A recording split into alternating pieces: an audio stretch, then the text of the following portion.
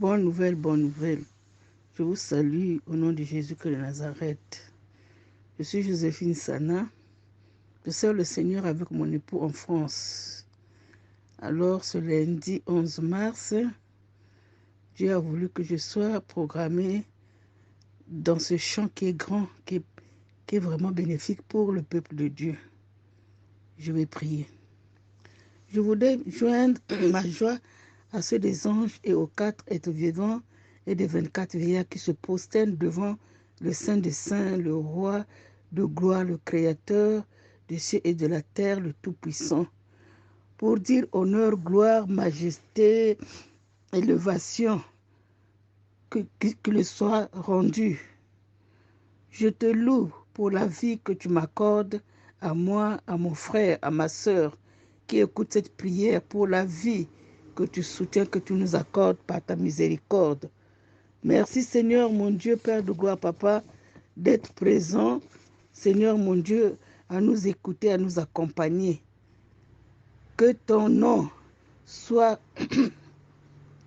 glorifié, élevé, et que tu contrôles, Papa mon Dieu, mon roi, tout esprit qui te soit soumis, et que l'Esprit de Dieu s'élève.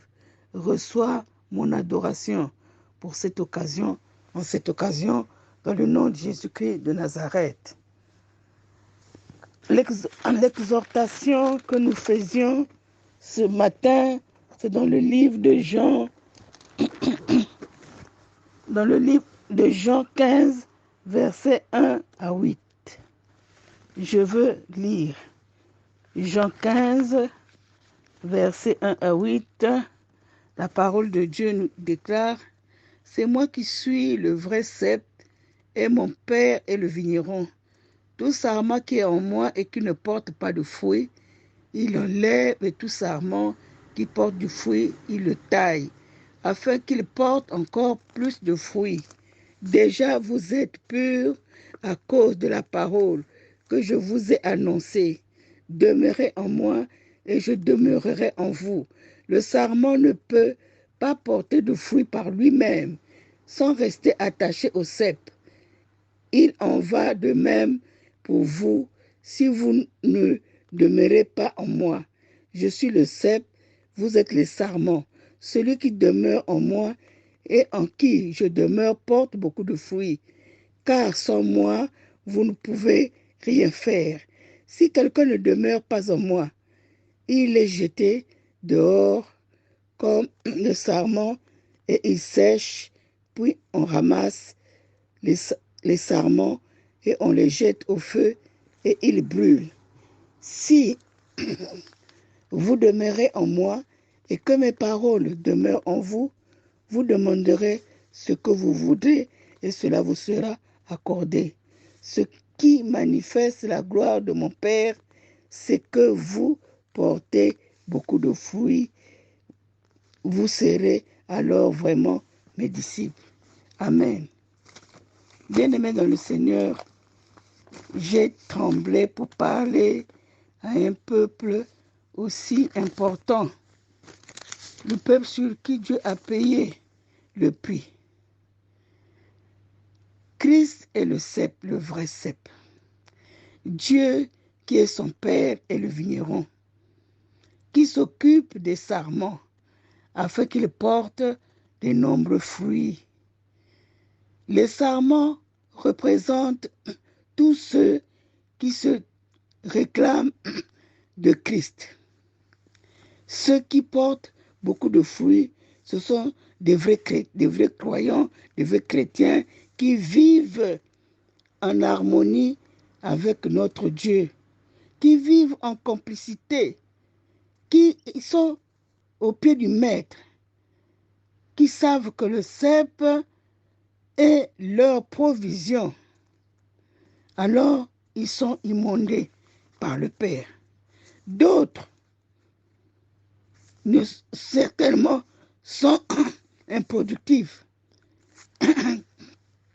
qui se détournent du vrai cep, qui seront superficiels. Et ceux-là seront séparés de la vigne.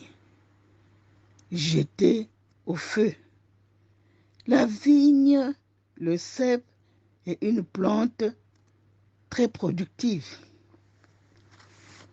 Bien-aimés, vous savez que nous ne pouvons pas être exemptés du cep. Alors, si nous sommes loin du cep, si nous n'approchons pas du cep, nous ne sommes pas connectés au cep, et bien-aimés, nous ne serons pas productifs.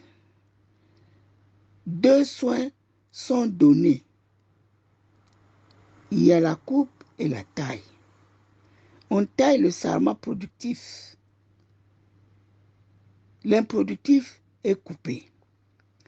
La mise en garde du Seigneur, la parole de Dieu que nous entendions, qui nous a rendus purs, fait demeurer la parole de Christ en nous, en restant étroitement liés en lui.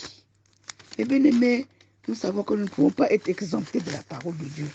C'est pourquoi il avait eu la certitude de dire que vous êtes déjà purs à cause de la parole que vous avez entendue de moi.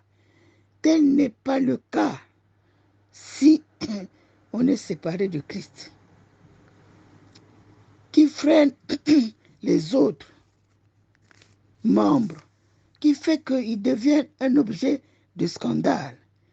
Mais celui-là qui porte du fruit, mes bien-aimés, il attire. Mes bien-aimés, il produit des fruits dans la repentance. Il produit des fruits dans l'écoute, dans la persévérance de la parole de Dieu. Il produit des fruits dans l'amour. Il produit des fruits dans la fidélité. Il produit des fruits dans le témoignage. Alors, si vous êtes taillé, mes bien-aimés, vous allez prospérer comme prospère l'état de votre âme. Mais si vous êtes le contraire, le sarment qui ne porte pas de fruit, vous êtes coupé. Et votre sort, c'est la jeûne éternelle. Et que Jésus s'en inquiétait. Il met en garde son peuple. Il met en garde ses disciples. Il met en garde son église. Qu'il prépare son tache ni ride. Auquel il est assis à la droite pour plaider, pour être avocat. Il ne cesse de répéter, il n'avait cessé de répéter que Père, je ne veux perdre aucun de ceux que tu m'as donnés. Je veux être un avec eux comme je suis un avec toi.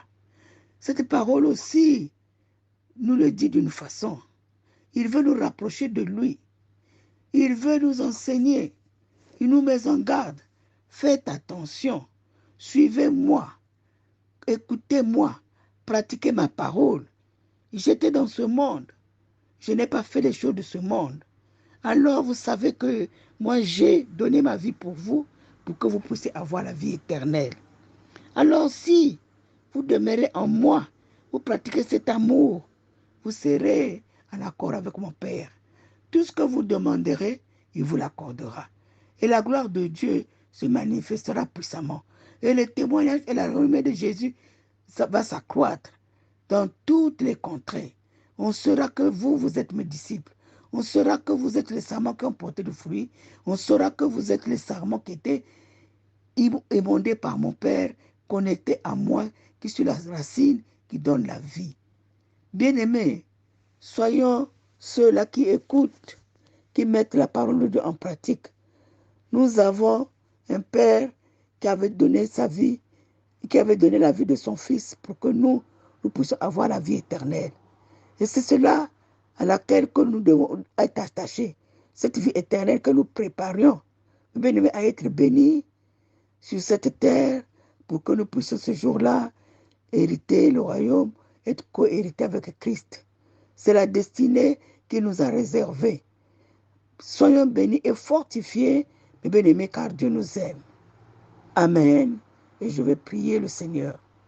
Seigneur mon Dieu, la foi vient de ce que l'on entend. Ce que l'on entend vient de ta parole. Seigneur mon Dieu, encore une fois, à chaque fois tu nous interpelles. Papa mon Dieu, mon roi, tu nous enseignes, tu es l'admirable conseiller qui nous met en garde. Seigneur mon Dieu, tu mets en garde que tes enfants qui t'ont accepté comme Seigneur et Sauveur, ceux qui t'appartiennent, que tu as choisis, et que nous sommes dans ta gloire parce que nous sommes ton choix. Accorde-nous, Papa mon Dieu, mon roi Père, de gloire, papa, ses possibilités, ses capacités de demeurer afin que nous soyons ta demeure, afin que nous puissions prospérer comme prospère l'état de nos âmes.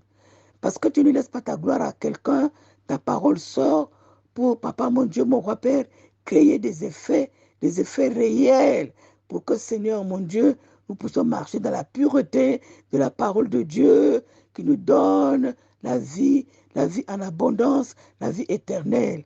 Que l'honneur et la gloire reviennent à Dieu seul. Dans le nom de Jésus, nous avons prié. Amen.